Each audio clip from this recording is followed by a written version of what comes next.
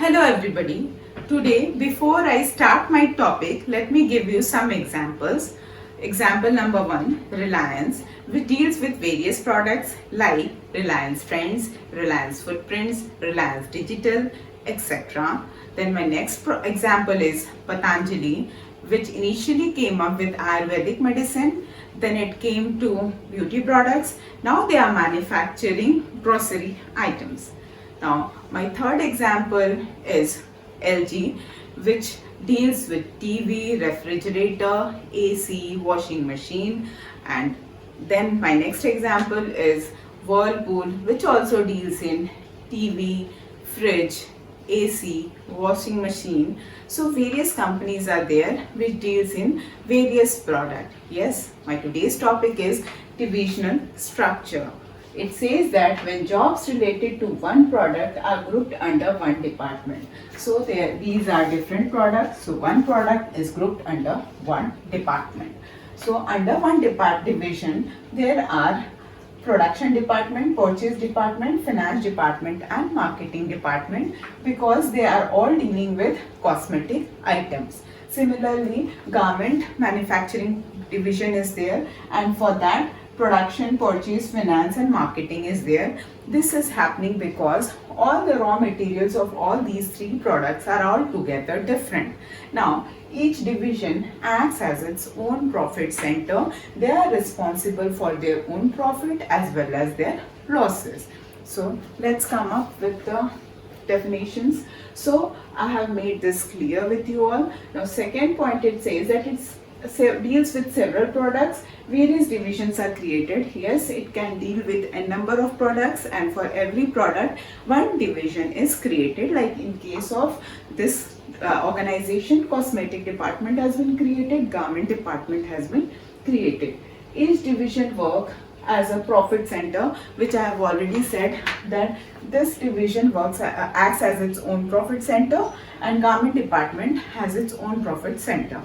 Now let explain you suitability of divisional structure. So first point says that large varieties of products are produced, which you have already understood that various products have been produced. Large varieties of products are produced here in case of divisional structure, and they have a different raw materials, which I have already explained that cosmetic department raw material is altogether different with the garment company's raw material.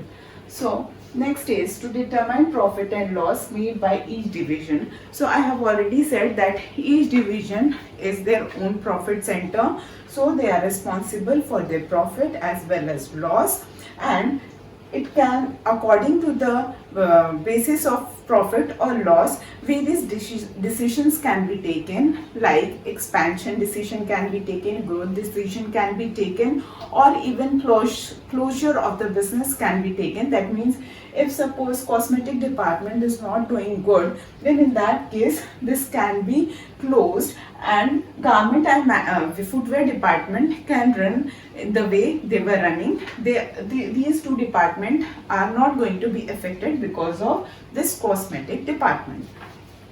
Now comes to advantages. First advantage is product specialization. One product is grouped under one department. So as each division is dealing with different departments, so one product comes under one department. As a result, what happens? That product specialization is attained. Now next is greater accountability. So as each division acts as a profit center, they are more accountable. They are accountable for the profit and losses. If they take the credit of or discredit of profit or loss accordingly, so they act as a profit center. My next point is flexibility. It says that it promotes flexibility and initiative as each division functions as an autonomous body. Autonomous body means independent body. That means they can take their own decision. If the department can take their own decision, they can grab the opportunities depending upon the situation, because business environment is dynamic. Now let's take an example of garment department where fashion changes very fast. Now if it is an autonomous unit, they can take the initiative, they can take the decision, and they can make the necessary changes depending upon the fashion. Fourth point is expansion and growth. Now it says that new division can be added without interrupting the existing operation. So this is one of the advantages which I have already explained, that one more division or department can be created. Suppose medicine department, and under medicine department purchase, production, finance and marketing department can be created. So easily one company can go for expansion and growth. Now my next topic is limitations of divisional structure. Disadvantages are: number one, departmental conflicts, and this happens because of allocation of funds. Different departments are there and different products are generated. Now the company takes all the profits and then starts allocating of funds. What happens when the funds are allocated? There is always a possibility of conflict between different divisions, stating that they have generated more profit or their raw material is more expensive.